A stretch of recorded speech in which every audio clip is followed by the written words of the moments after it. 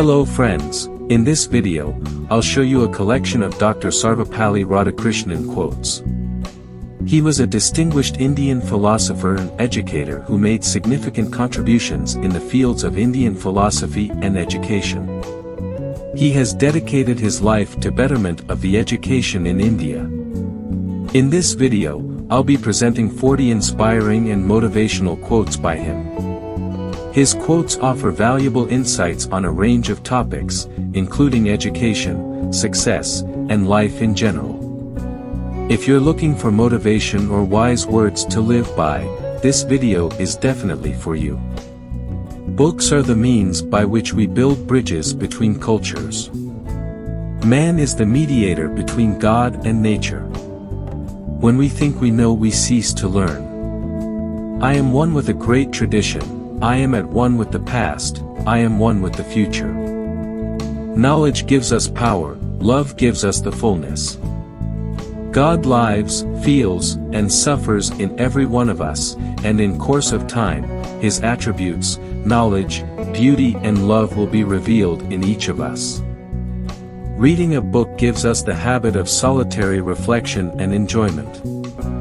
A life of joy and happiness is possible only on the basis of knowledge and science.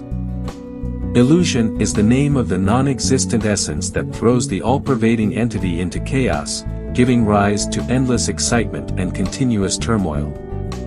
The flow of the world is made possible by the apparent degradation of the same disturbance.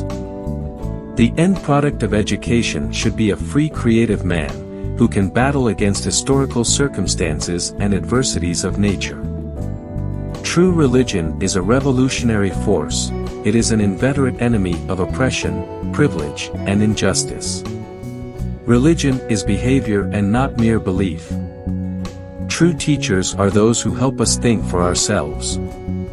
Human life as we have it is only the raw material for human life as it might be. To look upon life as an evil and treat the world as delusion is sheer ingratitude. Man is a paradoxical being, the constant glory and scandal of this world. The intellect of man is forced by the evidence of nature to admit the existence of an unseen reality which includes in itself the ground and cause of all that is visible.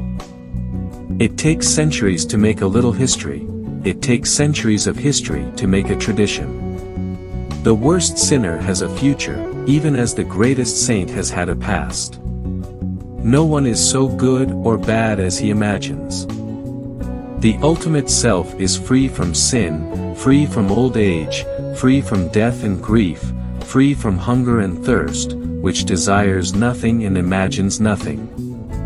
Into the bosom of the one great sea flow streams that come from the hills on every side. Their names are various as their springs, and thus in every land do men bow down to one great God, though known by many names. Before we can build a stable civilization worthy of humanity as a whole, it is necessary that each historical civilization should become conscious of its limitations and its unworthiness to become the ideal civilization of the world. Tolerance is the homage which the finite mind pays to the inexhaustibility of the infinite. Love thy neighbor as thyself because you are your neighbor.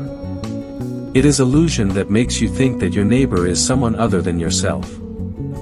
The main function of a university is not to grant degrees and diplomas, but to develop the university spirit and advance learning. The former is impossible without corporate life, the latter without honors and postgraduate.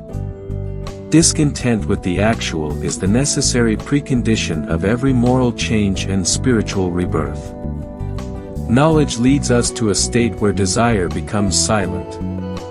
A literary genius, it is said, resembles all, though no one resembles him.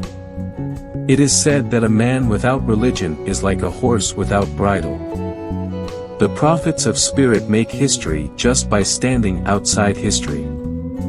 We must recall humanity to those moral roots from which both order and freedom spring. There is some fluidity in thinking. For one who has control over his senses, who finds joy in the soul and who is eager to attain enlightenment, for him the house is not a prison. To look upon life as an evil and treat the world as delusion is sheer ingratitude. The soul is its own light. There are some problems which are the same in all ages. Life has been compared to a yaga in which penance, charity, virtuousness, non-violence and truthfulness is the only honorarium. He is our deepest being behind the garments of body, life, mind and intellect. Objectivity is not the criterion of truth, but the truth manifested in our being itself is the criterion. It is the soul which, remaining detached from itself, remains constant as the sole witness and spectator of the drama of thoughts influenced by the changing attitudes of the states of waking, dream and sleep. Thanks for watching the entire video. Don't forget to leave comment and subscribe for more.